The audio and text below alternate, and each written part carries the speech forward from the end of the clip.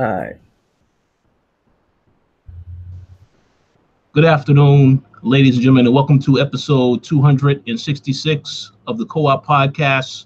I'm your host, Richard Bailey Jr., and today I'm joined by Mr. Gary A. Swaby. How's it going, Gary?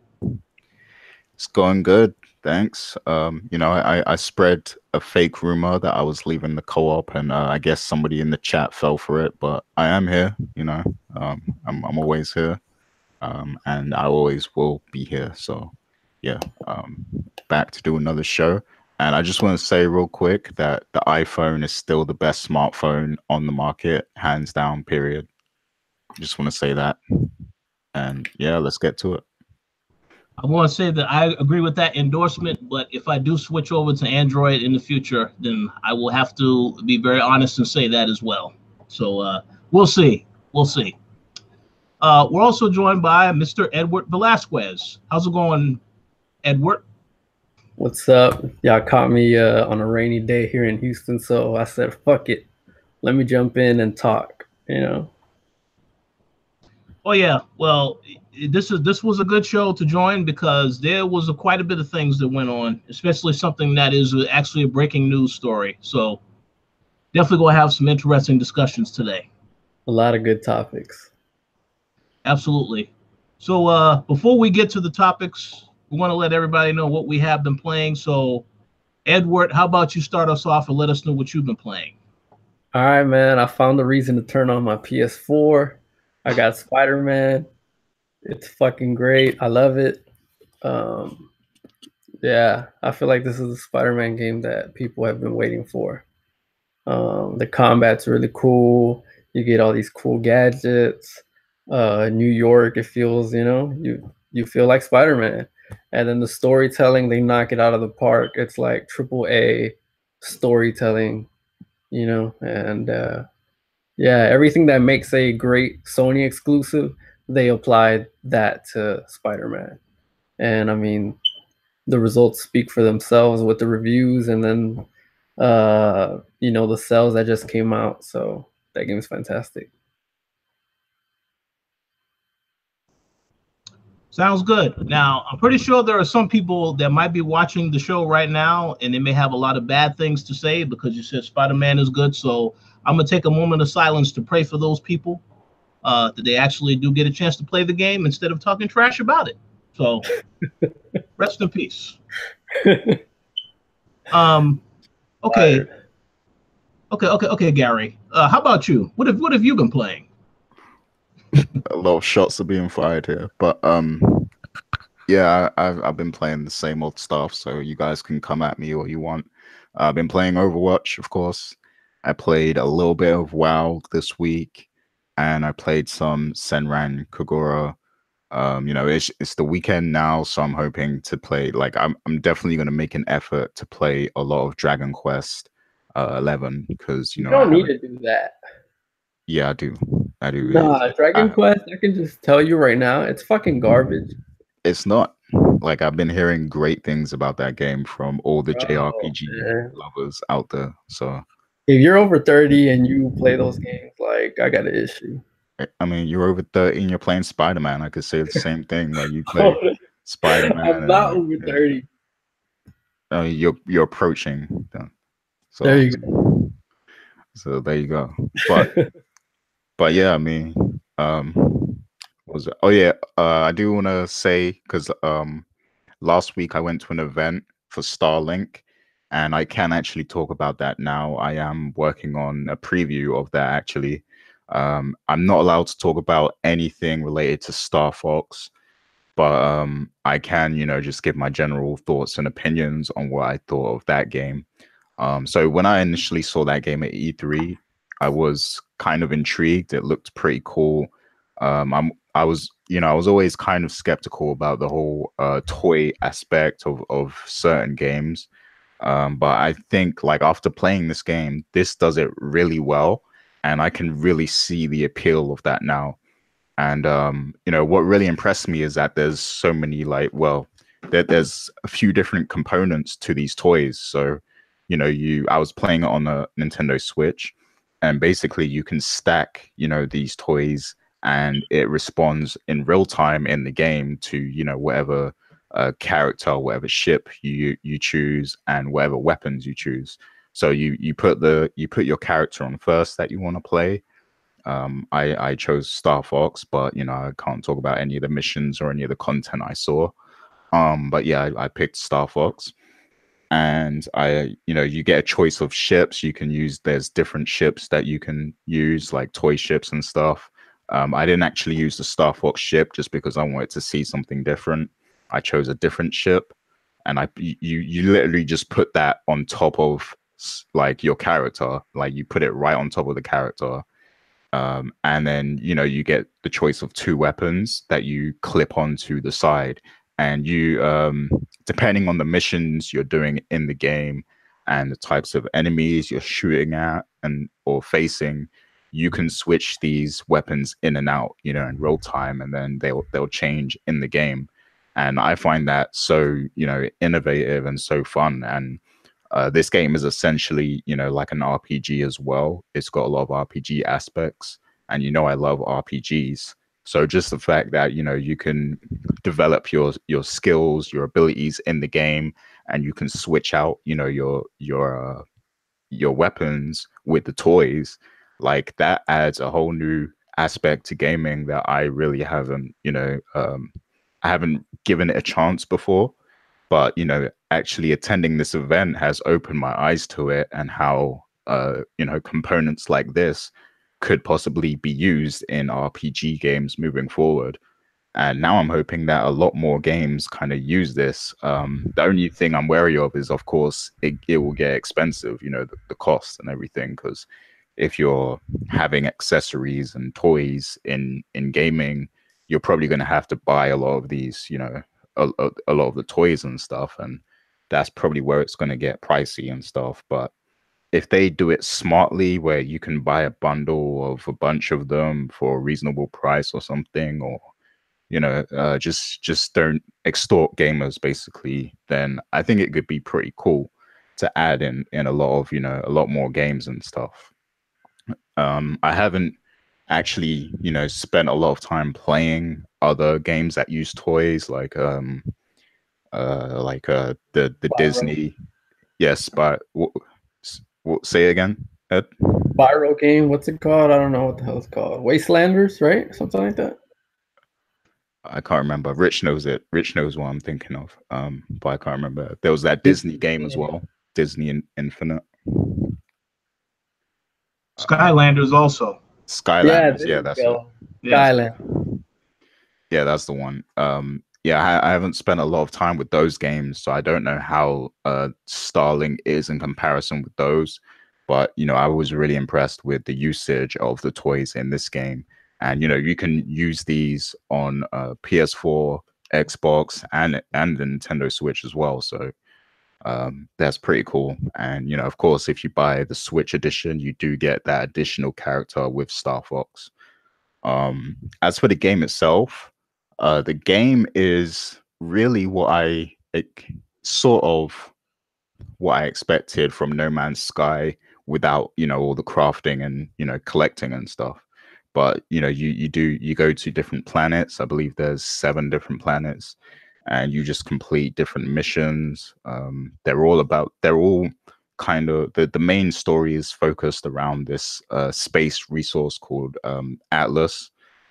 So that's like what the main story focuses on. But there's a lot of different characters and a lot of different, you know, side quests and stories. And I believe like whichever hero you choose as well, they have their own story missions and stuff. And yeah, I mean, it seems like a pretty cool universal playground. And this game is kind of accessible to people of all ages. I guess it's more aimed at the younger audience, but you know, grown people could play it too, and get some sort of enjoyment out of it, you know. So definitely wanted to give a shout outs to Ubisoft, and you know, this Starlink it's a pretty cool game. So just wanted to give, you know, a podcast preview of that game. Let me know Sounds if you good. got any questions. Was me. Nah, but I was saying it sounds good, but and this game's coming out next month, right? Yeah, next month, October. Man, it's gonna get buried, I feel like. I'm sure. I think it will do good on the Switch just because of the Starfox thing. But yeah, Right. other consoles it will get buried.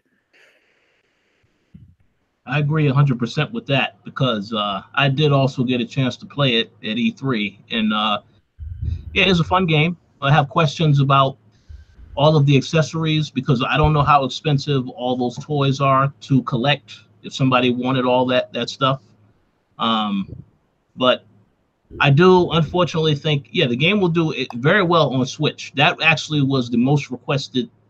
That was the most in demand session at E3 in terms of the Ubisoft titles, and I actually saw Kojima make an appointment to go up there as well. Now I wasn't in the room at the same time as him, but I'm pretty sure he went up there specifically to play the Nintendo version of the game. So I believe that. I know Ed's been in a room with Kojima before. Oh yeah. Yeah. I was in the same room. I got to, I know what he's all about. Yeah, exactly. And speaking of Kojima, since that was mentioned, I'm rather disappointed that they did not show the Death Stranding presentation yet. That won't be happening until Sunday, so I guess we have to talk about that next week from TGS. So we'll see. Okay. I gotta talk about a man carrying a box around, and that's it. Hey, well, he said the whole cast was supposed to be there. I didn't hear anything else about what's supposed to be there. All I know is I better see gameplay. I don't want to see no cinematic footage of Death Stranding. No, we need to see gameplay now. So see, like everybody says that, but we saw gameplay footage at E3, and I feel like that's as good as it's gonna get, bro. Like, what are we expecting here? Like some crazy action-packed game? Nah, it's some weird Kojima project, man. So like, if you ride with him and you buy that game, then that's cool. I get it. You're a fan of him. I would watch any Tarantino movie. That doesn't mean that all of them are good. And just like Kojima, he's an artist, like I want to see what he does, but it doesn't mean it's gonna be a good game. And I don't think it's gonna be a good game. Well, you aren't the only one that believes that. I know Gary said that he wasn't impressed either, and I know I haven't been impressed. So we'll see what happens. The story might be fantastic, but as far as I'm talking like a game, that you want to play, that it's fun, like I don't think this is it. I think, he's trying to do something else. I think he's more he envisions more on like storytelling and all that than actual gameplay. That's a good point. Yeah, I mean, like the Metal Gear Solid games, in terms of gameplay, they weren't like they weren't amazing in terms of gameplay. It was more so the presentation and the storytelling and everything. So that's the kind of game he makes. He focuses on the message and the story and everything, and the gameplay mechanics are kind of secondary. But as long as they're functional, then you get through it. Just to experience the story. So let me just ask a random question. So if in storyline everything happens in the game and then Norman Reedus wakes up and he's in the Walking Dead universe, if that happens, will you be very disappointed in this game, Gary? Or you gonna be disappointed regardless of that? Very much so. And what I will say with this is, at least with all the trailers and stuff led towards the previous Metal Gear Solid games, that those had me like super engrossed and wondering what was going to happen. I went on numerous forums and people were all coming up with conspiracies about what they thought was going to happen in the game and stuff. So it was fun to speculate about what was going to happen in the game when it actually came out. But with Death Stranding, nobody knows what the hell it's about at all. So it's not fun to even like kind of talk about it, because it's like, what the hell am I looking at? So Correct. Yeah, we'll see. All right, so I'm gonna be very brief. As far as what I played this week, I didn't really play too much. I did go back and play some more Tomb Raider because, as I mentioned last week, when you're trying to review a game like this, where you spend about 30, 40 hours going through the campaign, and if you like to collect a lot of stuff like I normally like to do in these games, you don't get to catch everything. So I went back to Tomb Raider so I can try to find more crypts, more of the tombs, and I still think the game is great. I mean, I said it was great when I reviewed it last week, even though there was some people that said, well, hold on, that 85 score is a little controversial. Well, it's not controversial. It's still a good game. I mean, I obviously, for a finale story, I was expecting a little bit more, but again, I think when you think about the amount of time that this studio spent on this game, I mean, I'm glad that everyone that spent all this time worked on the game, that they're getting good results as a result of that. So I look forward to seeing what Square Enix, Eidos Montreal, and Crystal Dynamics do next. I know that I do believe Crystal Dynamics is working on a Avengers game, so I'm curious to see what that looks like. Hopefully we'll get to see that next year. I don't think we're going to see anything before this year is over, even at the Video Game Awards show. But yeah, Tomb Raider is a great game. For those that were fans of the other two games, definitely pick up this game and check it out. I did see there was some people that said they thought the game was good, but they don't think it's a game that they need to buy right away. And I also would agree with that sentiment, because there's a lot of stuff coming out in October. So if you want to pick up Red Dead on day one, or any of these other titles like Assassin's Creed, Odyssey, so on and so forth, then you definitely should pick up those games day one. You can always come back to Tomb Raider, because we already know when Black Friday comes later this year, all of this stuff is going to be on sale anyway. So definitely make up your own mind as to how you want to, go about trying to get that game. But yeah, good game. And the other game I have been playing, another game that I also reviewed, Spider-Man. I did go back specifically to try and get more of the collectibles, because when I had initially beat the game and reviewed it, I had got a lot of the collectibles, but there was a few other things that I missed. So I figured, why not go back and get some more of that stuff? We are going to talk about Spider-Man later, because there was some news about the sales, which I find to be very interesting. But I will once again, I know Gary has been ducking and dodging, trying to get this game. And now that he has just started Dragon Quest, he may not get to Spider-Man anytime soon, but that's okay. But just make sure you do play it, Gary, because it's a great game. That'll be my recommendation. And for anyone that for any reason still hasn't picked up Spider-Man, I definitely would say definitely consider it. I mean, I don't know what else you will be playing at this moment. You could be playing Destiny 2, the Destiny 2 DLC perhaps. But Spider-Man is definitely worth picking up, hands down. If they release Spider-Man on PC, I'll buy it day one. Oh, hell no. That definitely ain't happening. We'll see. But I doubt that. I very much doubt that. All right, so let's go ahead and let's get into a couple of these news topics, because as I said, there's been quite a bit of stories that came out this week, especially one today, which I want us to address to kick things off, because I was very, I don't know if I want to say I was shocked when I saw this news. I was a bit taken aback, because I know that last year, Telltale Games had restructured their studio specifically to prevent from having issues like from undergoing something like what they're going through today. But unfortunately, that wasn't the case. So obviously, if you know the news now, it's been trending on Twitter now, I want to say for the last hour and a half. Telltale Games, they did a lot of mass layoffs today. I believe they had a team of 250 employees. Now that team has been cut down to 25 employees. And those 25 people are basically staying on to finish The Walking Dead, the final season.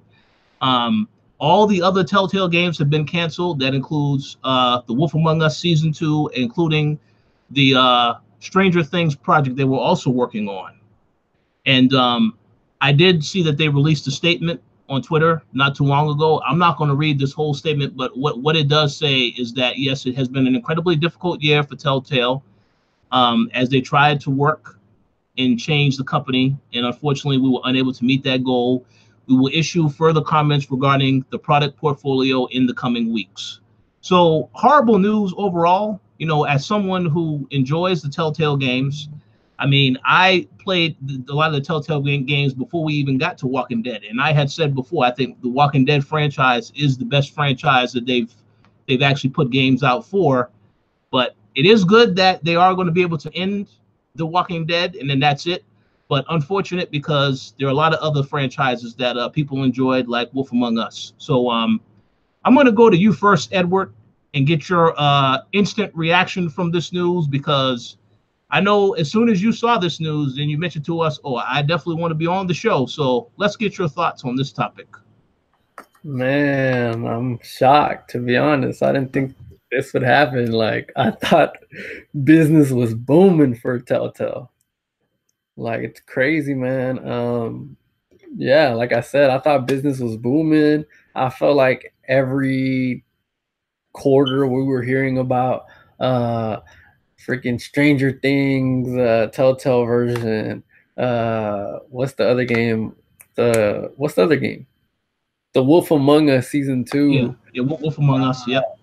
And you know, like, I've thought they had like all these projects going, and like then to be hit with this news, it's kind of, I'm taken aback.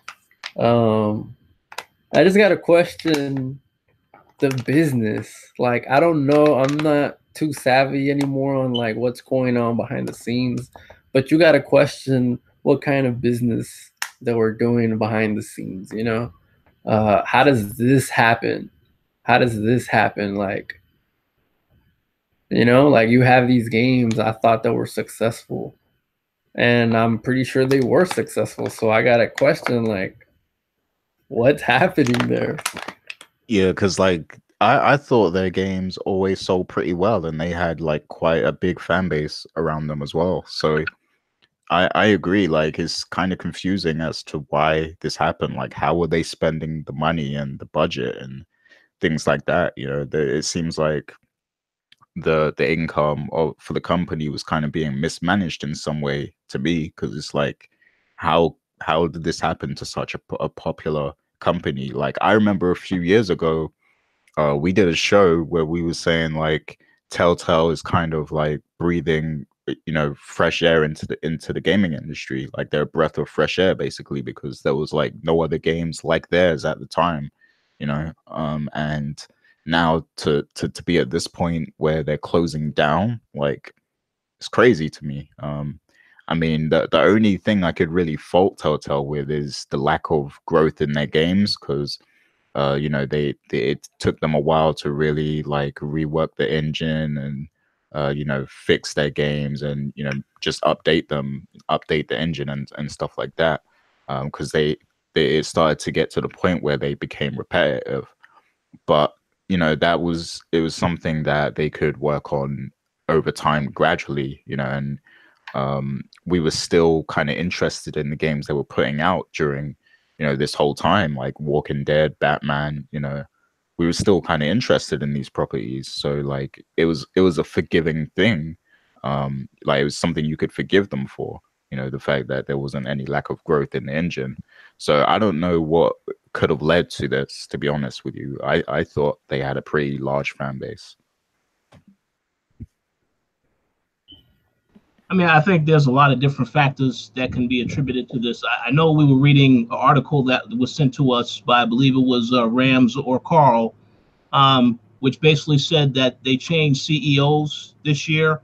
I believe Kevin Bruner, who was the former CEO, no longer at the company. And I know that he also issued a statement today effectively saying that it did feel as though the studio was closing, because, again, those 25 people on staff now, their only job is to make sure that everything goes smoothly with The Walking Dead, the final season, which is supposed to actually end in December. And all other future projects are canceled. So I don't really know who's to blame for the situation. I would have thought that because the games are only about $25 for a season, I figured that would make it appealing to a lot of people. But maybe there are a lot of people who are not buying these games, or they wait until it goes on sale and then they decide to pick it up. Because I did notice that when they released the first episode of the final season, they actually had a demo of the game available beforehand. They never used to have demos of the game, so that kind of, I guess, was a sign that they want to increase the sales. But I have no idea how well the games actually sell. So I don't really know if that was a factor, but it's bad news. Not really anywhere to really. I think you can go from a lot of different angles and say it could have been anything. I just don't know what it is. Yeah, so I mean, I just briefly read an article, and it seemed like they had this plan to kind of change the company, like make changes to the company in a major way this year. And they were relying on big sales from games like Batman and Walking Dead to, I guess, to get them there. So I guess because of these changes they were planning, their projections were a lot higher, maybe. And, as a result, maybe they were spending more money or something, and then they didn't make enough money back or something like that. I guess that contributed to it in some way. Yeah, I fully believe that. Batman season 2 was great. I mean, I know we spoke about this on another podcast already. We had a few nitpicky complaints about the end of the season, but overall the season was fantastic. So I would have thought that was selling. I figured that was why they were so quick to have a season 2, because they understood that was a popular item, and they knew that they needed to make more of these to keep people buying it. But I don't really know what's going to happen now from here. There is a question I did want to ask you both, and that is, if Telltale was to get acquired, like now, obviously, they haven't officially said that the studio was closing, because they said the portfolio, they're going to talk about that moving forward. But I think it's only 25 people on staff. I think you can make the assumption that it will be very hard for them to continue as a company. But the question I wanted to ask you both is, if they were to get acquired by anyone else, who would you want to acquire them? Because I already have someone in mind that I definitely want to acquire them, but I want to get you guys' opinions first. So, yeah, that's a good question. That is very interesting, because it's easy to throw out a name. It's easy to be like, oh, Microsoft or oh, whatever. But like, you gotta, like, the way I'm looking at this is like, I'm gonna buy a studio with 25 people in it. Fuck no. Like, then I gotta like hire people back, and whoever takes on Telltale, like, they're not just gonna hire all those people. That was a big team. The team I think got too big. You know what I'm saying? Like, unnecessarily too big based on the games that they make. That's my opinion. Yeah, I mean, I guess it wouldn't be practical to buy them at this point with the studio in that shape, but you could buy their properties. Now, the company I would want to see buy their properties is probably Square Enix, because they make the Life is Strange games, which are episodic, and I think maybe they could do something with some of these properties that they have. That's actually a great one. Funny you mentioned that, because I know Life is Strange season 2 is out next week. So very, very interesting. But no, go ahead, Ed. You was about to say something. No, I was just saying, yeah, I don't know who can take them, but I don't think it'll be like a Microsoft. I know that's like the one that I'm supposed to think, like that's the obvious one, but I don't think that would happen. Well, hold on. Who was that? The obvious one. I just feel like it's obvious to say like, oh, Microsoft should buy them, because they're like building all their first party publishing people. So I mean, and Telltale would be a good name to add under that umbrella, but I don't think that would happen. Microsoft may not purchase Telltale, but they may definitely get some people that were on that team. And because I know they're hiring people to work on whatever the initiative is working on, they're still hiring people for that. So they can easily pursue those people if they need help on story, narrative, or whatever. Just make sure that if they hire somebody from the Telltale team, maybe not the person that worked on the engine, for the Telltale Games, because I know Gary has had complaints about that engine on multiple occasions, but they definitely have some options. So that's a possibility. The studio that I think should make the purchase, I think it should be Nordic Games. We already saw that they purchased the Kingdoms of Amalur recently. I think if they were to purchase this, that'll be great because they have a history of buying studios, some of which have already been shut down. So they could definitely do something with that. You know, they have Darksiders 3 coming out later this year. And that was a lot of when I first heard they purchased the rights to that, I figured in my mind Darksiders 3 is probably not going to be as good. But the game looks good, you know. I mean, whether or not it's actually good, we'll see in November when it drops. But I do think if they're buying up a lot of different properties, this is one that you could consider. But I think what they would have to consider in that decision is what type of other studios do you want to work with? I mean, what other type of properties do you want to work with? Because Telltale said this is the last of The Walking Dead, you have to ask yourself, if you're going to purchase them, well, what type of games do I want them to work on now? So it's a lot to consider with that decision for whoever was to make an offer to them. But I did want to take the time to say we definitely send our condolences to those impacted by the layoffs. Because, I mean, it was bad last year, you know, and I actually know one of the people that was there last year that did get laid off. This person is moved on now to work on VR games. He's doing really good stuff now. So he's fine. But for everyone that stayed behind and now found out that today is their last day, that's bad news. So do send my condolences. I hope they're able to recover quickly. And I believe that there was also something we saw as well in the documents, Gary, that they said nobody's getting severance pay either. So that really sucks. Yeah, that's terrible. That's really bad. Yeah, that's bad. So I hope that they're able to land on their feet. Before we move on to the next topic, I'm going to also mention this since it also is bad news as well. We also found out that Capcom Vancouver has been shut down. This is the same team that worked on Dead Rising 3 and 4. I do know that Capcom they were working on a new Dead Rising prior to this happening. So Dead Rising probably will still come further down the line from another studio, another one of Capcom's studio. But I didn't know if you guys had any thoughts on this happening with Vancouver, because I know Dead Rising 3, this was a game that never came to PlayStation. It was only on Xbox. Eventually it came to Steam. I thought the game was okay. You know, obviously some people had complaints, you know, about this and 4, but are either of you have any thoughts on this studio being shut down? I mean, I never really play Dead Rising games, but it's always sad to hear when a studio shuts down because people are losing their jobs and, you know, they have to move on and things like that. So it's never good to hear that news.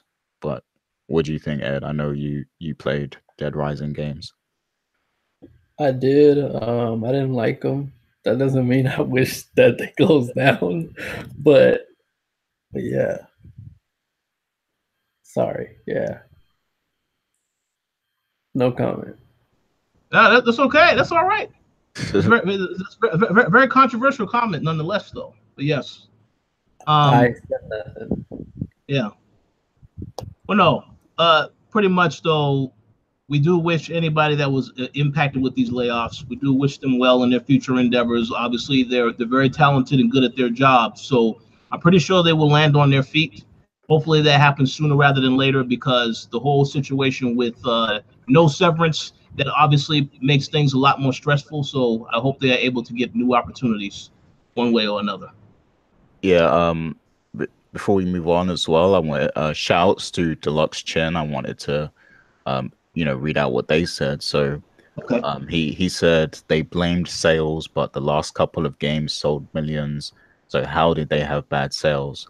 Also, last year, reports came out that the reason they laid off so many people was because the CEO spends money stupidly and was going to end up suiciding the company. And here we are.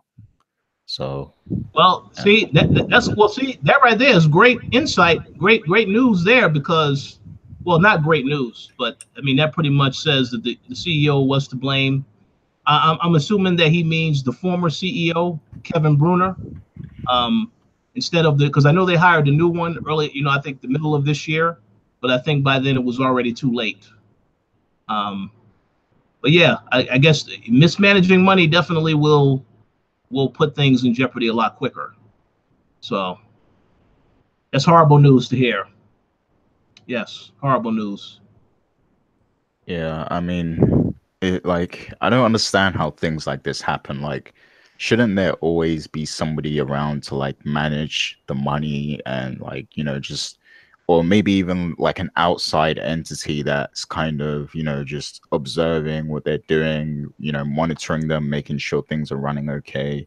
I mean, I guess not because they're like self-owned, right? Like they're their own company. They don't have a parent company, but Yeah, still, I mean, it's crazy to just think that the CEO could sabotage the company like that. And it's a shame because so many people love their games and so many people are looking forward to future games. And this is a company that worked with a lot of other major companies like Marvel and DC and Disney, and like they worked with a lot of other shows and properties out there. So just to see them go down like this is a big deal. Like, it's kind of major. I agree. I agree. Well, unfortunate news, but hopefully better days are ahead for everybody involved. And we will see what is the statement that they will issue regarding the portfolio, because I'm very curious to hear what they have to say about that. But we'll see what happens. But yeah, wish everybody well for those that are having a hard time right now. So let's move on to the next topic. Um, I don't really know what you guys have to say about this topic because we didn't really discuss this ahead of time. But obviously, we saw the first official trailer for Captain Marvel. So I wanted to get you guys' impressions from watching that trailer. How about you go first, Ed? First of all, I don't know anything about Captain Marvel. Like, I don't know anything. I have no emotional ties to that to that character. But I thought the trailer was all right. I don't know. For me, like, I don't know what I'm looking at. Like, I don't know who she is or anything. But like, I guess for me, for a casual Marvel fan, um, like I'm already like invested in kind of like the Marvel story as a whole, and I feel like so far they've done a great job of making you care about characters that you didn't know previously. Um, so yeah, I mean, I'm interested. That's all I can say. Like, it looked cool, I guess. Yeah. Absolutely. Um, I'll go real quick and then I'll go to you, Gary. I mean, I saw the trailer. I also was interested in it. I know that they were hyping up this character because, Kevin Feige has already said that she is the most powerful Marvel character that they have in the universe right now. And this is the person that's going to play a very important role in stopping Thanos. So I think in terms of when you put it at that level, it does make one interested into seeing exactly what she brings to the table. Um, I did see some of the reactions from the trailer. Some people thought it was okay. Others not. They criticized pretty heavily. But overall, I mean, I'm curious to see which direction they take with it. Uh, get to see Nick Fury without the eye patch with his actual eye was pretty cool. Maybe we'll finally get to see what happens when he does lose that eye. So looking forward to that. Um, yeah. All I can say is I'm interested and looking forward to it.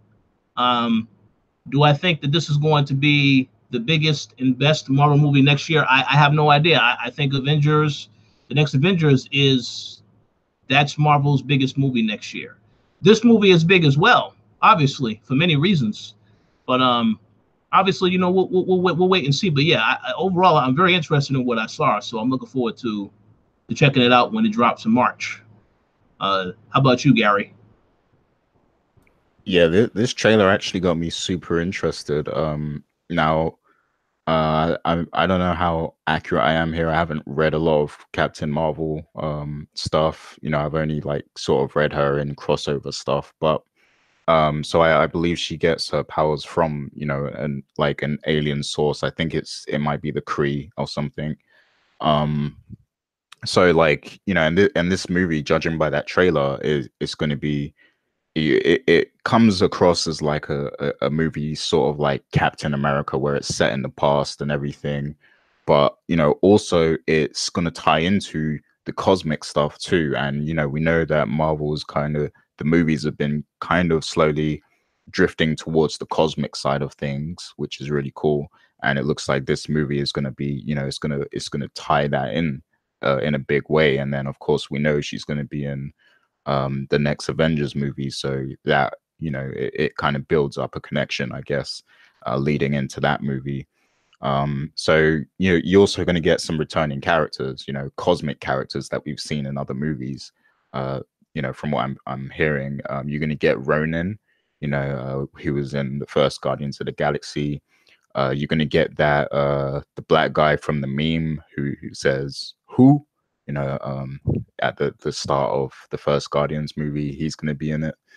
And yeah, you get all the other returning characters like, you know, Nick Fury and what's his name, Coulson.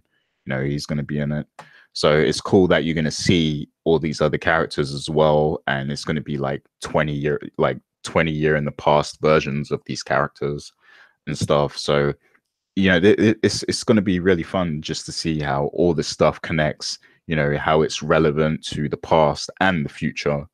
And, you know, it's going to set up her arrival in Avengers 4, which is great. And another thing I'll say is that, you know, obviously it's a big deal that this is like the first female-led Marvel movie.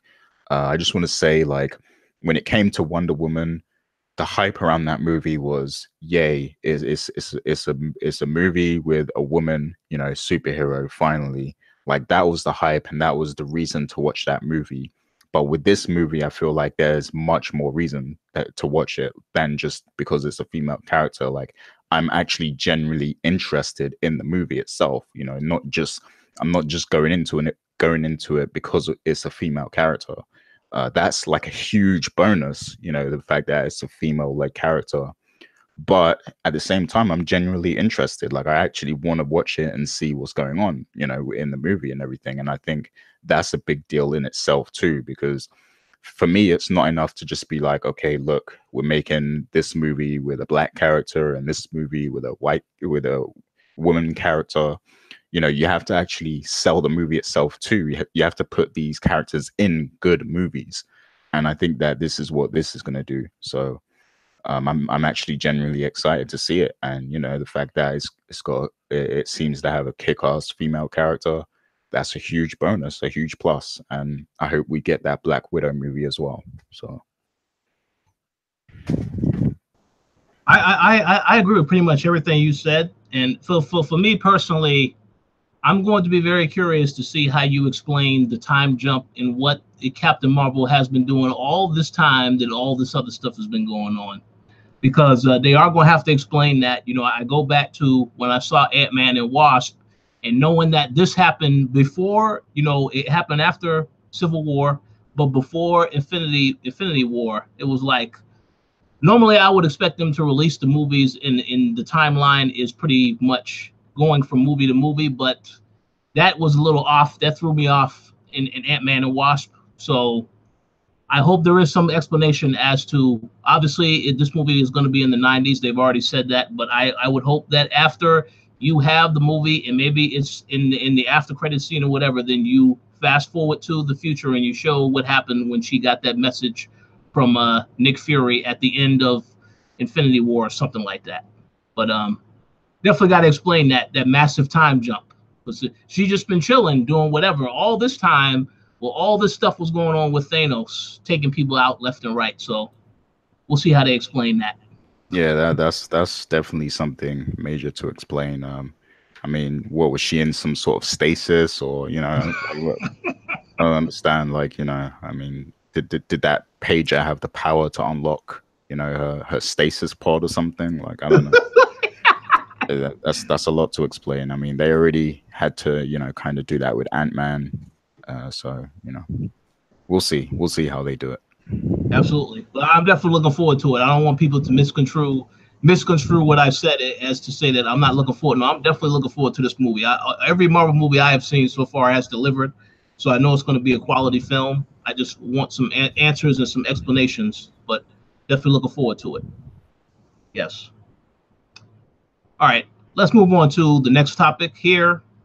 This is one that I mean, this news, I don't really think it's surprising to me, because I already know how Rockstar operates. But we basically found out this week that Red Dead Redemption 2, the online feature, which is called Red Dead Online, it will not launch until November, and it's going to launch as an open beta. So for those of you who are checking, Red Dead Redemption 2 launches at the end of October. So when it launches, Red Dead Online will not be available until maybe a couple of weeks. I mean, they didn't give a definitive date in November. I would assume maybe early November, maybe a week or so after Red Dead Redemption 2 drops. But I wanted to get you guys' thoughts on whether or not you think this is good, or do you think that Red Dead Redemption 2 Online should have dropped the same day and date as the actual game? How about you go first, Gary? Yeah, I mean, like you said, they did this with Grand Theft Auto 5. So I guess it was expected.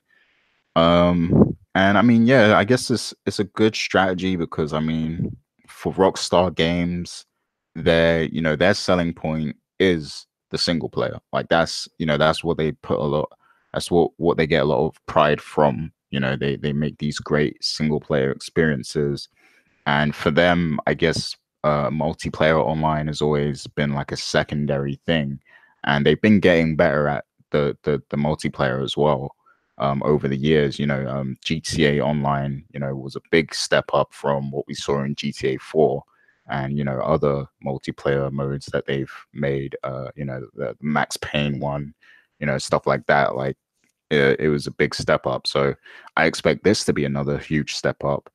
And I think it's a good strategy to kind of separate the two experiences, because I'm sure the single player is huge and probably pretty lengthy. So you want to give people time to consume that before they dive into multiplayer and play with their friends. Because the thing is with multiplayer, it's like if you have both modes at the same time, like your friends are all going to be on the multiplayer, so that's going to drag you away from the single player experience, because all your friends are on multiplayer, so you're going to want to join in the fun with them, and that over time you might start to drift away further from the single player experience with other games coming out, and you may never even complete the single player. So I think it's a good strategy. I don't think it would work for all games though. Like I know Call of Duty isn't having a single player campaign this year, but if for instance they were having one and they chose to separate the two experiences by time, I don't think it would work for them, because the majority of people go for the multiplayer anyway.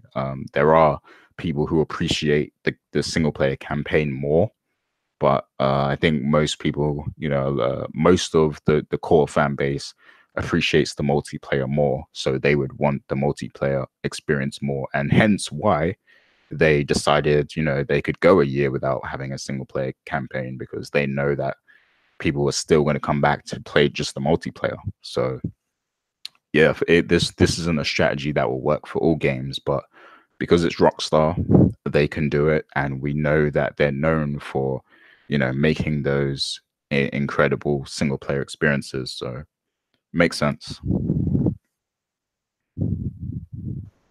Absolutely, I agree. The only thing I would add to that is I also don't think it's a bad idea to go about it this way. As you said, Rockstar's strength is in the single player aspect. I mean, GTA Online is fantastic. It's still doing extremely well. People are still playing it. They're still playing GTA 5. So obviously, I would much rather they take their time to make Red Dead Online as good as it possibly can be and then drop it. So I don't have a problem with that, because I don't really know how long it's going to take to complete Red Dead Redemption 2. I would assume that it's going to take a while, and no one will want to jump in online right away. So I'm totally fine with this decision. I'm pretty sure they'll provide a much more concrete information on the release date as well, sooner or later. So we'll see how that goes. But yeah, other than that, I don't think it's a bad idea. So good on them. Ed, do you have anything you want to say on this topic? Red Dead. Yeah, Red Dead Online dropping in November. I don't know. I feel like even though they're Rockstar, I shouldn't give them a pass. Obviously, it'd be great if they had the multiplayer ready when this shit launched, because I know people who like are gonna play this game, and we had already plans. So yeah, I mean, it's a bummer, but at least it's coming out in November, so the wait isn't too far. That's true. I mean, yeah, they need to make it clear as to exactly when it's come out in November. I believe with GTA Online, it launched maybe a week or two after Grand Theft Auto 5. So if it's about a week or so, that's fine. But they definitely got to let everybody know when that date is actually going to be. So we'll see. Yeah, but everything else seems cool. Like, it's kind of, they gave us the bad news, but then a lot of websites ran their Red Dead Redemption stuff. I saw a bunch of like previews for it, and yeah, I guess all that stuff. It seems like Red Dead's the real deal, Absolutely. One thing that I possibly would have done to make the Red Dead Online thing not be such a, not to upset a few people. If I was Rockstar, I would have released a trailer showing people what to expect from Red Dead Online, and then you say, and it's dropping in November, as opposed to just releasing a statement and saying it's dropping in November. Because then if you show people what they're getting, maybe they'll be like, okay, but they're probably just going to wait to show that video later to then get people more excited for it, I guess. I mean, I don't know. But other than that, if they got to take more time to get it done, that's fine with me. Hopefully they will provide more information as to when we can expect to play it in November. But we'll see. All right, so any final thoughts before we move on to the next topic? Yeah, I do agree. It would be a good idea to show us the multiplayer like before you announce this. But yeah, I mean, yeah, because the thing is, we got that gameplay trailer not too long ago, and that was supposed to be a series of trailers to show other stuff. We still haven't gotten the other episodes of that, so I thought we would have gotten a second or third episode by now, but maybe that's coming next week, or who knows. But it's definitely going to be more videos dropping if they had the previews dropping this week from some people who had a chance to play it. So we'll see. We'll see indeed. All right, so a couple more topics to get into here. Let's tackle this one first. Obviously, earlier in the show, we spoke about Spider-Man, and there was news that was released that Spider-Man has already sold 3.3 million copies here in the U.S. It's already beat God of War sales opening week. And by the way, this sale is only within the first 3 days of it releasing. Also interesting is that the numbers included in this sale does not account for the special editions, and it does not account for the copies that were packaged into the actual Spider-Man PS4, PlayStation Pro consoles. So by the end of the day, I imagine there's going to be a lot more sales than 3.3 million, but they didn't count those other numbers yet. But I wanted to get you guys' thoughts on this information. And from what I understand, this is now the fastest selling PlayStation 4 exclusive so far this generation. Is that correct, Gary, or is it just this year? I mean, I didn't see that report, but I mean, you could be right. I mean, and by the sounds of it, you are right, because I'm pretty sure when God of War came out, that was breaking some sort of record too. So the fact that this is outselling that game, I wouldn't be surprised. And I think that's pretty incredible. I think it's expected as well because Spider-Man is sort of, more of a iconic character to the world. I mean, people outside of gaming or people who might not game as frequently as we do know who Spider-Man is and love Spider-Man. And he's had a boost in popularity since joining Marvel on screen. And people always love Spider-Man. So yeah, I mean, there's people out there that are buying this game, who probably haven't even played a game in a long time. Some of the podcasts I listen to, which aren't particularly gaming related, they're talking about the Spider-Man game. Like there's this one podcast I listen to for comic book news and stuff like that. Like they talk about comic book movies, and they had a whole segment talking about this game. And they don't even play games much really. So yeah, I mean, this is going to be a game that attracts a lot of outside, people. So it makes sense. Kratos and God of War, that's a hardcore gamer type of IP. So it makes sense that this game would outsell it. I see a lot of people on Twitter and people on the dark web. They're making jokes about Sony's top mascot, if you will, being outsold by Spider-Man and stuff. But I don't see how that's anything to kind of like dig at Sony about, because it's obvious that that's going to happen. Spider-Man is a big deal. And Ed is just trolling. I'm not taking him seriously at all. So what's embarrassing about it, Ed? That's like, bro, like that's your premier character when you think about it.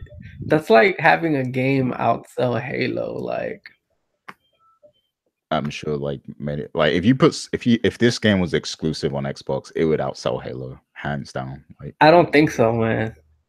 Are you kidding me? Yeah, I don't think so. Okay, enough said.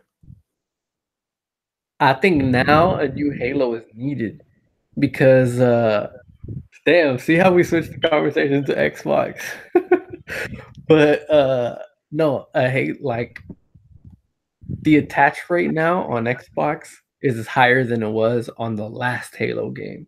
So people want a new Halo game that is made for the Xbox One X, like full power.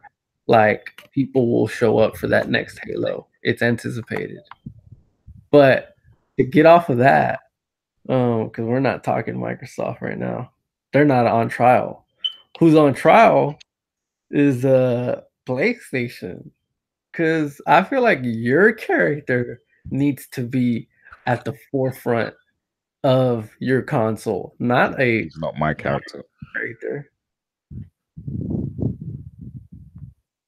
It just has a bad taste. It's like somebody beating Mario.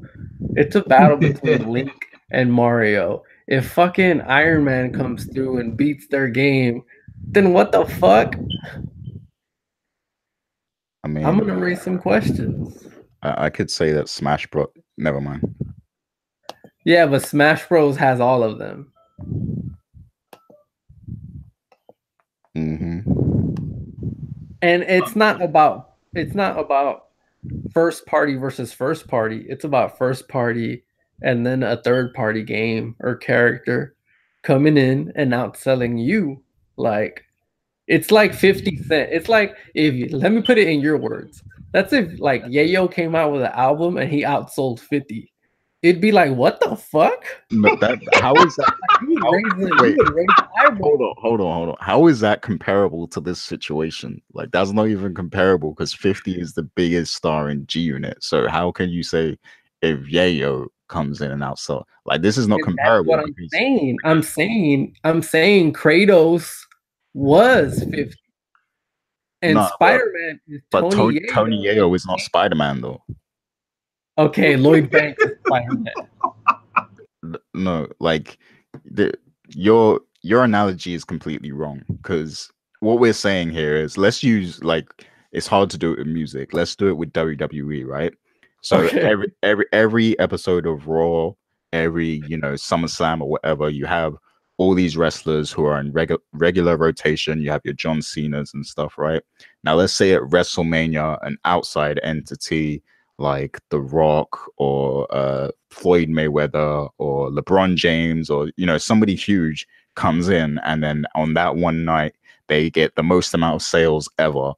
Like, obviously that's going to happen because the outside entity is so huge and so much bigger than WWE themselves. So that has already happened. Exactly. Yep, with The Rock.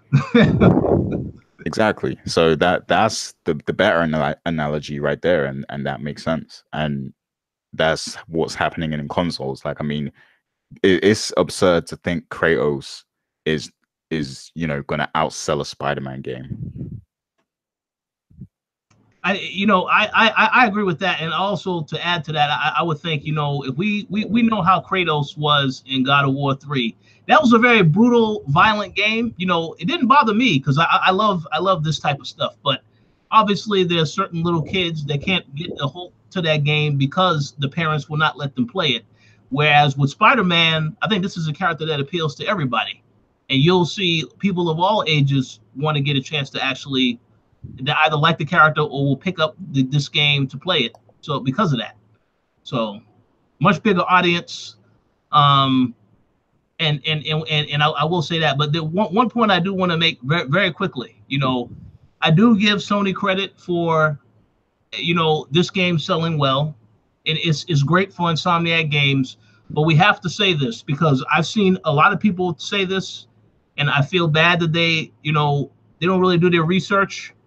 We give Insomniac credit for creating this game, but if Insomniac did not get over the hurdle of creating these environments, these worlds, like what they did with Sunset Overdrive, because a lot of people have said that pretty much feels like this. It's the exact same type of model, the way they modeled the city, but obviously with the changes to make it more feel like New York City. But if they didn't get over that hurdle of making that game, then this game possibly wouldn't have happened. You can say the same for Ratchet and Clank, but I think Sunset Overdrive, especially, because I'm pretty sure that when Sony saw that Sunset Overdrive dropped on Microsoft, they're like, you know what, we need to get back in good graces with Insomniac and work on something else exclusive to our console. So you have to give Microsoft some credit as well in that regard, because they saw what Microsoft did with Sunset Overdrive. They probably said, okay. And then the opportunity came where they were able to get the Spider-Man license, and then voila, this is what we have right now. So it's a win. Yeah.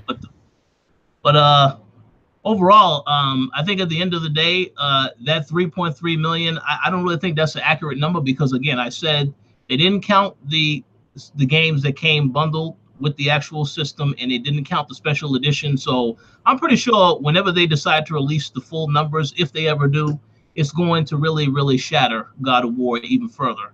And that doesn't mean God of War is a bad game. It just means that Spider-Man, I think, appeals to a lot more people than God of War. Even though God of War is a great game, I think it's certain people that they know the character's history in the other games has been portrayed as a very violent, over-the-top character.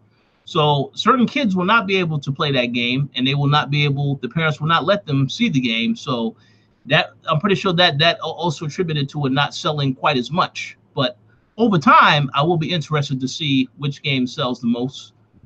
Although I still think that'll be Spider-Man, only because it appeals to a much larger audience.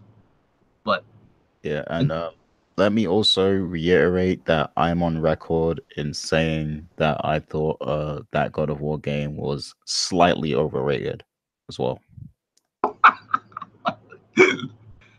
Uh-oh. Well, Gary, you will admit, though, it was better than Ascension, right? Because I believe you reviewed Ascension, and you said Ascension was trash. Oh, yeah, way better. Way better. Okay. Well, there you go. There you go. I need to finish God of War. I'm very close to finishing it. I need to finish it so then I can determine whether or not it is better than Spider-Man. But I can tell you right now, the story in Spider-Man, it definitely feels better to me already. So we'll see. But Any other thoughts before we move on to our next topic? Not from me. I guess we can look forward to Spider-Man 2. Oh, hold on a second. We do have a question from Victor. He asked, do we think it stays exclusive for a sequel? I think it does. Sony owns the rights to Spider-Man, right? Yeah, I think so, because I think this was you know, probably part of a deal that was made. So like, you know, with Sony and Disney, you know, for allowing them to use Spider-Man in you know, the films and everything, and you know, Sony obviously owns the movie rights. So you know, this seems like it was an exchange. I mean, I don't know that for sure, but I feel like there's, you know, some sort of deal in place where this is going to be an exclusive thing. So I'm not going to. I'm gonna go to you next, Ed. I'm just gonna say this. I'm not gonna say any spoilers on Spider-Man, but I feel like the way they have set up the world in Spider-Man, they can come back and do a game for any Marvel character because of how well they did with the world. And then you see, as you're swinging through New York, oh, look at that! There goes the Avengers Tower. There goes the place where Danny Rand is at, Rand Industries. All this type of stuff that they have in there, they can easily go back to have a game featuring any Marvel character, or even have cameos. So I definitely think it's a foregone conclusion in my mind that when they do Spider-Man 2, it's definitely going to be exclusive. Microsoft, I'm curious to see what Microsoft is going to work on if they are able to get their hands on another Marvel licensed product. But yeah, I think it's definitely going to be exclusive to Sony. But go ahead, Ed. You was going to say something. No, I was just gonna say I look forward to Spider-Man 2. Oh, okay, yeah, there you go. Yes. So we'll see what happens. So does that mean you're going to be playing your PS4 more frequently?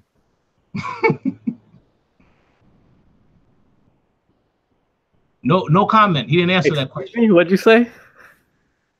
He asked, does that mean you're going to be playing the PlayStation 4 more frequently now? I mean, once in a blue moon. I need a reason, man. They just don't have too many reasons for me personally. I mean, they got more reasons than Xbox, but yeah, that's another story. So, but I play all my third-party stuff on Xbox, so I think Xbox will have some more reasons next year. If that Halo game is dropping next year, we already know Gears is dropping. Then yeah, there's a lot. I'll tell you this straight up. Next week, I'm not playing Spider-Man no more. I'm gonna be in London where you're at. In London, I'm gonna pull up. Oh yeah. Forza. Yeah. Right. I'm gonna pull up on you. I'm gonna do you like Russ. So see, Gary, you can get that game because that's also on Windows 10. So that's something for you to consider. Oh yeah, I'm gonna bring the goons around. No, don't pull up on me, man. I'm gonna bring the bots. You're gonna be Ruthless. Your friend Ruthless, is that who you're gonna bring? He just got a new job. You better watch out. Uh oh. We'll see about that. I'm going to Hong Kong. And also I'll give a shout out to Victor again because he did say that Avengers game that Crystal Dynamics is working on is a multi-platform game. So yeah, you have a very good point, sir. So I'm waiting for that game. I want to see what they're doing. I'm surprised we didn't get any news at E3, but that's one of the games I wanted to hear from. Well, I know Gary would agree to a certain extent, but then he would also disagree and say that Final Fantasy VII Remastered also wasn't spoken about. So now he's, he doesn't really like Square Enix because I didn't see the Square Enix E3 conference, but I heard it was garbage. So that's they definitely got to talk about this. I guess now that Tomb Raider is out, that Avengers game should be the primary focus now moving forward for all coverage. But we'll see about that. I feel like we might see that game first at an Xbox event. Yeah, I do see Microsoft doing that because they could see, well, hey, Spider-Man had all this tremendous sales for Sony. You know, Phil Spencer very well could have called up Marvel and said, hey, we want to do a deal with you guys so we can get this seen first on our platform. I totally see that happening. That's a great point. So we'll see. But yeah, as Victor said, that game is multi-platform. So I'll be very curious if Microsoft does try to get the marketing rights on that game first. I will not be surprised, because it makes sense. If they're still going to do that type of stuff, then yeah, do it with this. But we'll see what happens. Okay, let's move on to the next two topics. First and foremost, we need to talk about Gary's favorite service, PlayStation Now. Gary, oh boy. So do you want to tell us what happened with PlayStation Now this week? Because I heard there was an announcement that now they're going to allow PlayStation 2 and PlayStation 4 games. They will now be able to be downloaded and you can play them instead of streaming them. Is that correct? Please fill in the information that I got wrong. Yeah, I mean, yes, Sony, I mean, I guess they're seeing, you know, all the amazing things that are going on with backwards compatibility on other platforms. And, you know, they're thinking, oh, we should probably, you know, do something for the fans who want to play old games.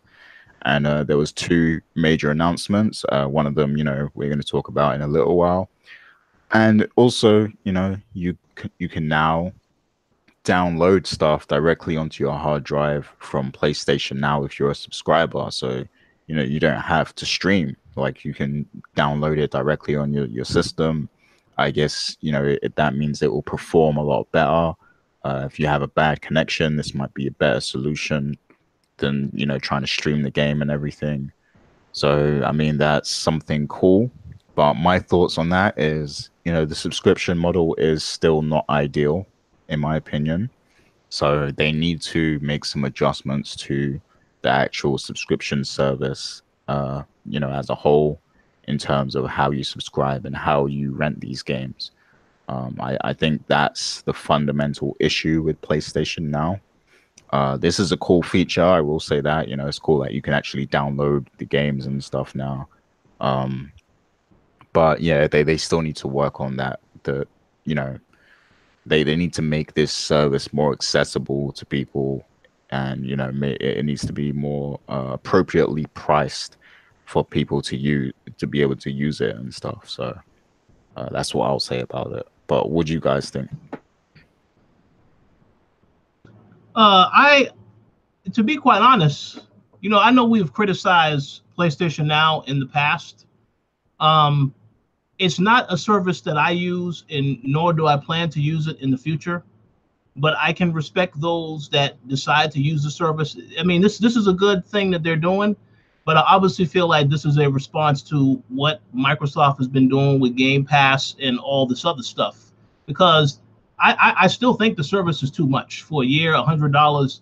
They needed to do something with that. And I think if I was PlayStation, I would have tried to do something. We spoke about this also on the show. I would have tried to do something where you have PlayStation Plus and this service combined to provide a better value. If that means making PlayStation Plus maybe $10 or $20 more for an entire year, I think that'd be a lot better than having these two separate services that are pretty much out there. But again, I understand everybody may not want PlayStation Now, so maybe that's why they decided to have it separately the way it does. But I just think the cost of how much the service is a bit pricey, in my opinion. But again, I don't use the service, so I can't really say a lot of negative things about it. I'll say it's good that Sony's giving people options. But that streaming thing, I thought that was a horrible idea from the minute that I heard it, because I have seen people that I know play the service, and maybe it's their connection or whatever, but the streaming was pretty bad when they tried to play. I believe it was Last of Us a long time ago. So I mean, obviously, though, this is a plus for those that like the service, but I still think they still need to improve the service as a whole to get more people interested in it. That's just my opinion. But how about you, Ed? What are your thoughts on PlayStation Now? All right. Should I give it to them? Go ahead. Man, let me just tell you how great Xbox Game Pass is. Oh, good, man. You get all of the Xbox exclusives day one. So technically, you don't even have to buy the games. They're just available there to you. And that's amazing. And if PlayStation Now ever did that, PlayStation Now would be amazing too. But they don't, and that's why they're not. That's a fair point. I will also add that PlayStation 3 games, it wasn't included as an option to download either, and that's obviously because of how the PlayStation 3 was made, the cell processor and stuff like that. But I think that would have been a far better thing to announce, because there are a lot of PlayStation 3 titles that I know I had a chance to play in the past. I didn't get a chance to finish them, so I would have definitely loved to go back to those games, but I'm not going to buy a PlayStation Now just to stream that game on the PlayStation 4. That's just no. I'm not going to do that. But if they did find a way to make that work, that'll be fine. My advice to Sony is, when PlayStation 5 drops in the next couple of years, every single game needs to be backwards compatible. I mean, PlayStation 1, 2, 3, 4, all of that stuff should be backwards compatible right out the box. Forget about PlayStation Now. There is a way to do it. I'm pretty sure they can think of a way to do it. I think they need to seriously make that a priority, just so that people have an option. Now, obviously, when the system launches, I don't know what their plans are for launch titles. I mean, obviously, we spoke on this show before. Perhaps the Horizon sequel will be a launch title. That makes sense. But we already know when these systems do launch, they don't always have a huge lineup of exclusive games. I mean, there is some exceptions to that rule, because I think we got a couple of good titles on Xbox, but I'm the only one that probably thinks that. But yeah, when PlayStation 5 drops, I hope all this stuff is backwards compatible. That would be my advice to Sony. But for those that like PlayStation Now, this is a great option for them. So more power to them. But any other thoughts before we move on to our final topic for today? Let's do it. Let's go to the final topic, because that kind of ties into this as well. So Oh yes, absolutely.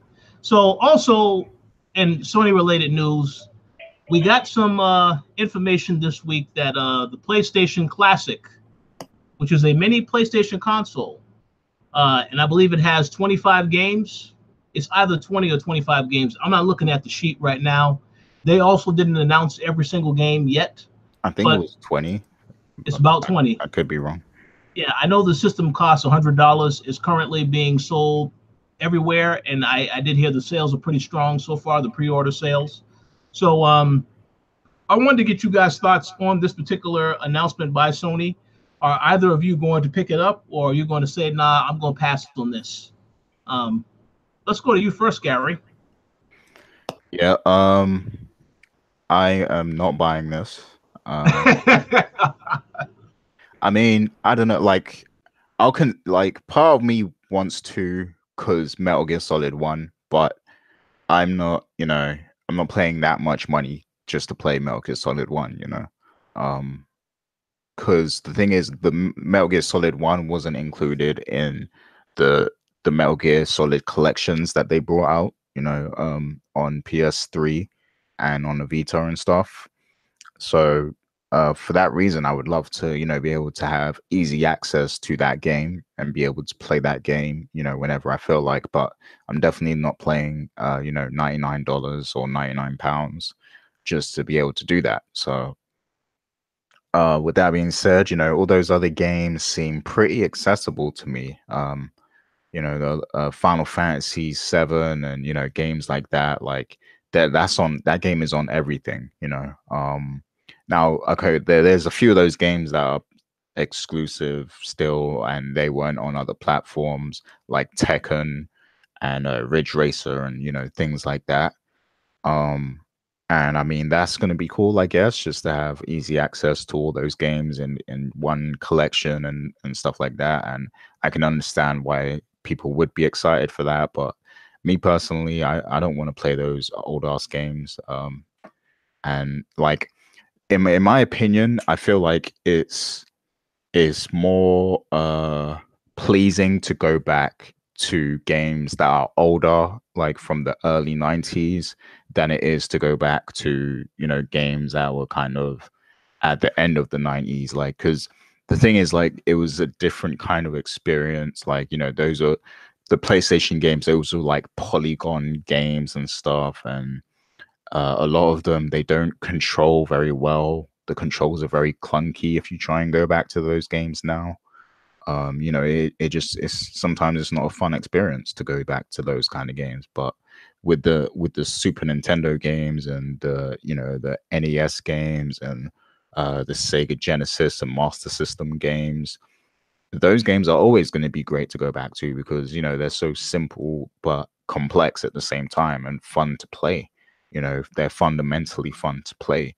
And you know, they're always going to be appealing to go back to. But those games from that era, you know, the PlayStation era, is like they're not all that good today. You know, they don't age well, those games, because of the polygons and just the way they're designed, you know.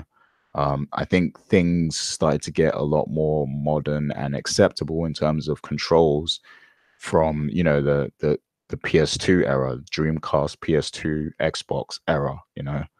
So games from that era I'd like to go back to, but not particularly Sega Saturn and PlayStation and N64. But that's just me. I don't know how other people feel about that.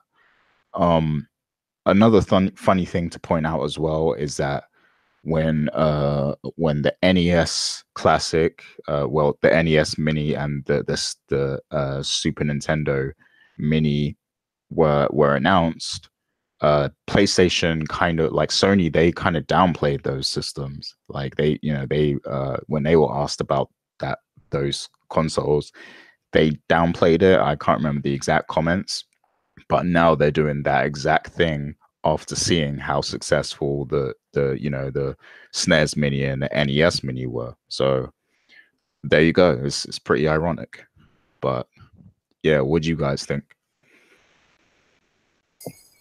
Let's go to Ed first. I mean, I agree with most of what you said.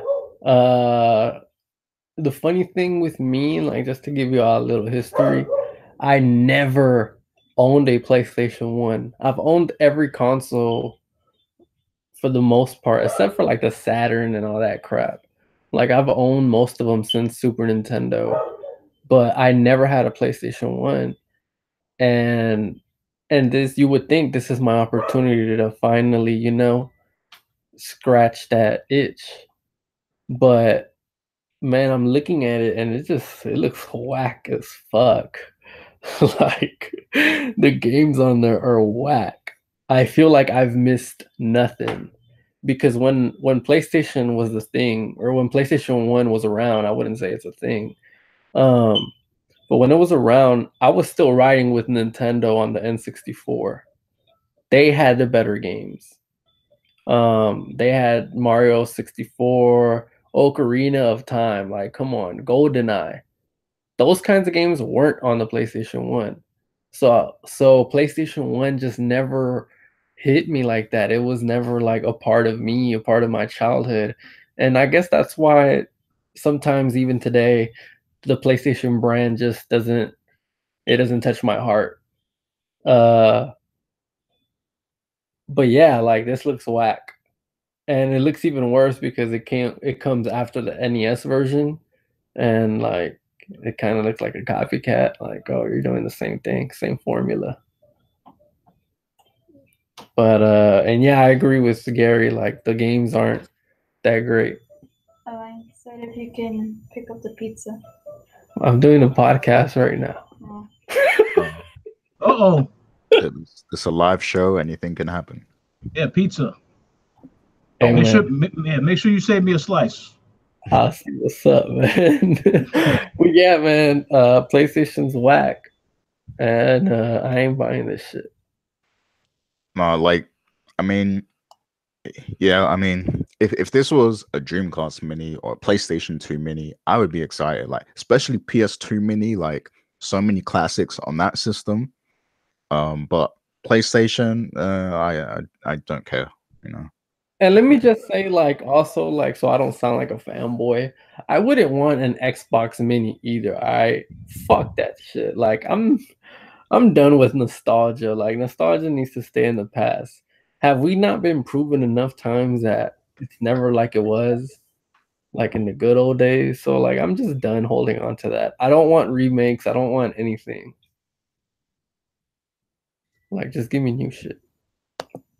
Yeah, like a lot of companies are out here recycling now, you know, like recycling money pretty much. So yeah, Ouch. that's the wave Ouch. right now. That's you're absolutely correct about that. You both made some valid points. Yeah, you know, we know that it has worked for Nintendo, and this is what Sony is doing now, trying to also do their own version of that. My only thing with this is that I mean, I agree with a lot of what you both had to say. I'm not really interested in it for that reason. My reason is that there are entirely too many other games dropping for the rest of this year that I actually am interested in more than this. I mean, $100 for this console, it's fine for those that care about nostalgia. I mean, the thing I find interesting is that they haven't announced all of the games that are going to be on there, and yet people are already pre-ordering the console. So I guess they have faith that it's going to be a lot of other great titles that are coming to there. And I wouldn't do that unless I know every single game that is actually coming to the actual platform. So that's just people's their own choice to get it, regardless of that. But I mean, this is coming out in December. There are too many other games dropping. I mean, I believe Just Cause 4 also comes out in December. Yeah, not to mention all the stuff coming out in October. There's no way in hell that I will finish every single game that I'm interested in before then, and then actually have time to jump into this too. That's just not going to happen. So it's definitely not something that I would spend my money or time into, because there's going to be too many other newer games that I want to play before this. But you know, for those that definitely care about nostalgia, it's a great item for them to pick up. $100, yeah, reasonable. But once again, I go back to the simple thing that Sony really should have announced every single game that's coming to that device instead of only a few games. Because I mean, I think it's important for people to know, if they're going to drop down $100, they need to know everything that they're getting for that $100. And I don't think they did a good job with that announcement, because I would have said, this is the list of all the games that we're going to put on the console. But they didn't do that, so I have a problem with that. It is what it is. Yeah, I'm not sure how true this is, but I heard, well, I saw a discussion that you know, that Sony's not putting a power supply unit in the box or something. And if that's true, I just want to say that they are copying Nintendo so much that they're even missing out key components from the package, you know. So that's how much they're copying Nintendo. Hey, well, you know, it still won't work for them. There's some people that will still pick this up regardless, because they care about the memories they have from the original PlayStation when they had it. And I don't really think that's a problem. But yeah, you're right. If that's how they are going about handling things, but $100, not really too expensive. But I mean, I could buy two games with that, and I could use my the last couple of months I have of my Best Buy Gamers Club unlocked to buy a couple of games. So no, I absolutely would do that instead of getting this console. But for those that are interested in it, hey, it's there for you. That's another option of something that you can buy this holiday season. But I will say, if you are interested in it, you probably may want to pre-order it, because I don't think that there's going to be any left available if you try to buy it at the last minute. At least not as soon as it comes out. Maybe after when it launches initially, but at launch, I don't expect there to be any of these consoles left. So people definitely should pick it up if they're interested. Mm-hmm. And yeah, here it is right here. So the package comes with the micro USB cable for power, but it doesn't include an AC adapter. So users will need to supply their own or plug the system into a 5-volt 1 amp USB port. So there you have it. They couldn't even, you're paying $100 and they can't even throw in a plug for you. Like, that's ridiculous. But yeah, it's very strategic, dropping it in December and everything. It's definitely a cash grab. People are going to pick this up based on the nostalgia alone and, memories of their childhood and things like that. So, yeah, I expect this to sell a lot. I agree. As I say, more power to them. I mean, this is how business operates, and Sony knows that they're doing very well now with the PlayStation 4 with the software. So they figure, by them doing this, I mean, it makes perfect business sense for them to do it. Because they know people are very much into their products right now. So I have to give them credit for that. But once again, in terms of the execution, I would have announced what all people are getting with this package. I haven't seen anywhere online a list of any of all the games that are coming to the system, only a handful of them. And I think that's a little disappointing because you should be as clear as possible with the people, because that kind of tells me that they could still be deciding which games are coming to the system. And my whole thing is I would have came to that decision before I even announced it, so that people know what they're getting, and that will it does more wonders, because right now people are speculating on what could be in that collection, and they don't know all the games that have actually been greenlit for it. So that's I would not have done it that way, but I'm not a business person, so I can't talk on this. I already know what they're gonna do. Like, this is gonna be part of their rollout leading into December. Like, they're gonna release a video of a game reveal every single day. They're probably going to do like 20 days of Christmas or something like that, like, and reveal one of the games that's in the system, every single day or something like that. Like, I bet you they're going to do something like that closer to December, just to build up hype and get people to actually buy it, And Spyro is going to be one of those games, because that's a game everybody loves, and all those classic games that people want to play again, Crash, Parappa the Rapper.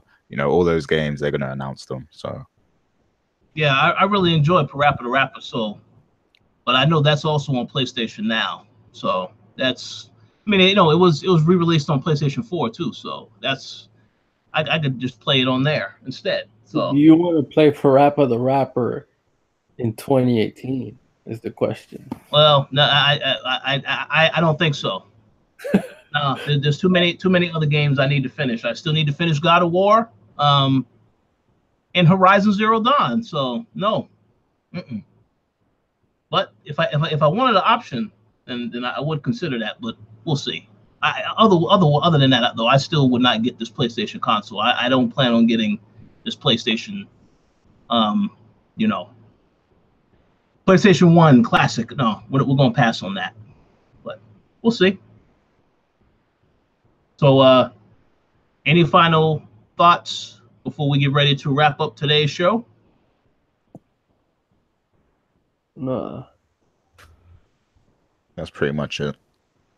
Okay, cool. Well, I would like to thank you all for checking out today's show. Whether you're watching live or listening to the show later, we appreciate your continued support. We may be having another giveaway announcement coming next week. Still trying to finalize a few things. It all depends. But make sure you visit and stay tuned to the website, because we do have quite a bit of things dropping next week in terms of some new reviews or some upcoming movies, games, etc. So make sure you stay tuned for that. I also like to thank Eddie V for being on today's show. And I'm going to go to you first, Eddie. Do you have any shout outs that you would like to give? Yeah, shout outs to my girl for buying me some Yeezys. She knows, man. And shout out to I guess y'all for letting me on. I know I say some things like very bluntly. A lot of it's like, gotta entertain. But yeah, like, I just say what I feel. Understood. And you also should have gave a shout out to the pizza place that you're going to be going to later. True, that's facts. I get the stuffed crust pizza with pepperoni and jalapenos. Yeah, you gotta give them a shout out to make sure that they don't mess up the pizza tonight. So make sure you do that. Don't come at my pizza. But yeah, like, shout out to Pizza Hut. Absolutely, sounds good. All right, I want to give a quick shout out to Tatiana. She actually did the review for Dragon Quest on the website right now. Very good review. Definitely check it out. I know people have had a lot to say about the feedback on that. So it's one game that I definitely may try to play at some point, but I do not know when because I do not have 117 hours to devote to just one game. So we'll see about that. I want to also give a shout out to Mr. Jake James Lugo. I know that he has done a ton of stuff on the website this week. He actually has an editorial up right now about the Nintendo Online service, which also came out this week. You know, obviously, none of us have had a chance to try out that service, but you definitely should check out his editorial because it's on point. And he also reviewed the Capcom Beat 'em Up Collection bundle as well, and several other things. So make sure you check out all of his content on the website, on YouTube. He may be back on the show in the future. You know, obviously, they're having some issues now with service, but he'll be back in the future. Stay tuned for that. And I also want to take a say what? I was gonna say I forgot. Y'all could get Xbox Game Pass for the low price of $9.99, and Forza drops next week, and it's gonna be great. How long is that sale going on for that Game Pass? That's not even no, bro. I'm just promoting it. Oh, okay. Oh, all right. Well, there you go. we got to make sure we send this video to Microsoft, Gary, so they remember us. Ruthless Kid. Yeah. So yeah, gonna give a shout out to all of the Patreon supporters and everybody checking out the show live today. And Gary, I'm gonna pass the mic over to you now for shout outs. Yeah, so as usual, big shouts to our Patreon supporters, M. Collins, Mauricio Aguilar. Hey, let me say this correctly. You're cutting into the shout outs, man. What's up? Hold on, man. Mauricio Aguilar. Oh, my bad. Thanks for the correction. Yeah. So what he said, Himdil, Fergus Mills, Miguel, and Antonio Rogers. So big shouts to all the Patreon supporters. You know, we will be having some more, you know, discussions and things like that to post up on there. And then we're also, like Rich said, we're also working on getting another giveaway posted up on there soon, you know, for all the Patreon people and everything. And for everyone else too, you know, everyone will be able to, you know, win at some point. But you know, our Patreon supporters, they get, you know, more entries into the giveaways and stuff. So big shouts to them for their support. And I want to shout out everyone involved at the Koalition, you know, Tatiana, Tony, JJ, Dana, Rich, you know, the whole team. And, you know, even Carl and, you know, the guys in the background who and Ed as well, who linger, you know, that because they're always keeping us motivated, and you know, it's always cool to talk about the gaming news and stuff with them behind the scenes. So, you know, Rams as well. So shout outs to all those guys. And I also want to shout out Apple, man, because I really love my new phone. You know, it's an iPhone. It's an iPhone X. You know, I didn't want to spend a G on the XS, but yeah, I'm loving it, man. The XS is bigger, or what is it? No, the XS is basically the same as the X in terms of size and feel, but it's slightly faster, and I guess like better tech, camera, and stuff like that. But still, and the XX Max is the bigger one. It's like a phablet, you know, and they've also got the bigger capacity, like they've got 0.5 terabyte and stuff. So yeah, but I'm not spending that much, but I do love the X. The X is amazing. So you don't mind a notch? No, not at all. I mean, it's completely fine for me. You don't cut into your Smack videos? No, man. The battles look fire. Like it's amazing. All right, man. I gotta get one too. Yeah, I'm sorry to all you Android people, but yeah. I think that's great that that's one area where we can fanboy out. Yeah, like I'm not afraid to say I'm an Apple fanboy. So you guys who see me on Twitter, you know, you're probably gonna unfollow me at some point because I love Apple. I love iPhone. That's all I can say. Yeah, man, Android the most. But yeah, this is not the tech podcast, so I apologize. Go ahead, Rich. Oh no, you're good. And yeah, I just want to say real quickly, a shout out to what he said, because I didn't know we had anybody on Patreon with that name. So, yes, thank you all for listening to today's show, and hope that you have a great weekend, and we'll talk to you all next week.